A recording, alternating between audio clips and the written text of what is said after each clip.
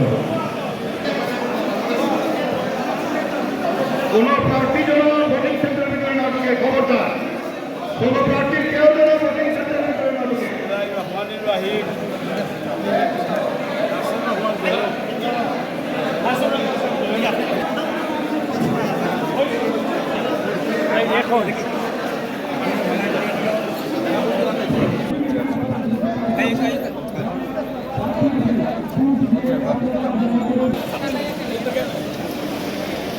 আজকে মৌলভীবাজার প্রমাণ করে দিয়েছে বিএনপির মুখে যা বলে অন্তরে তা বিশ্বাস করে। অনেকে বলে গিয়েছেন, নাসির রহমান সাহেব বলে গিয়েছেন, তারেক রহমান সাহেব যে কথাটি বারবার বলে আসছেন, কেন্দ্র থেকে আর কোন নেতৃত্ব চাপিয়ে দেওয়া হবে না।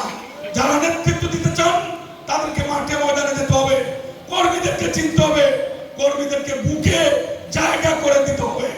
তাহলে কর্মী আগামী দিন কাউন্সিলের মাধ্যমে সেই সব নেতা নির্বাচিত করবে। ঢাকা বসে অন্য জায়গায় বসে দল চালানোর দিন অনেক আগে ফুরিয়ে গিয়েছে।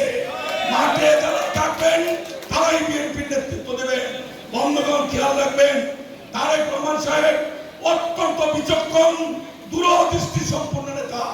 খেয়াল করুন, হাসিনা পালিয়ে যাওয়ার পরে আগস্টের 6 অথবা 7 তারিখে তারেক রহমান বলেছিলেন আগামী ত্রয়োদশ জাতীয় সংসদ নির্বাচন অত্যন্ত প্রতিদ্বন্দ্বিতাপূর্ণ নির্বাচন হবে।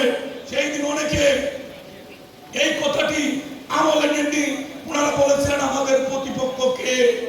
আজকে বলতে দ্বিধা নেই, দেশি বিদেশি অনেক চক্রান্ত ষড়যন্ত্র বিএনপিকে দমিয়ে রাখার জন্য অব্যাহত আছে। আমরা বিশ্বাস করি আল্লাহর রহমত আর মানুষের ভালোবাসা বিএনপির সবচেয়ে বড় শক্তি। মানুষ বিএনপিকে ভালোবাসে, এই জন্য ভালোবাসে বিএনপি মানুষের জন্য কাজ করে।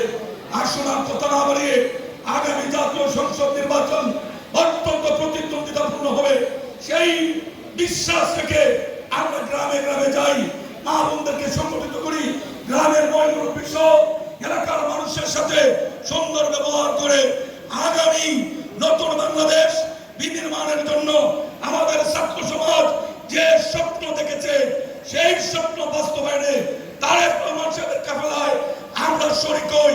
আল্লাহ যেন আমাদের সেই তৌফিক দেন। কথা কম হবে, তারেক রহমান নীতি অন্যায় আর বিএনপি একসঙ্গে করা যাবে না।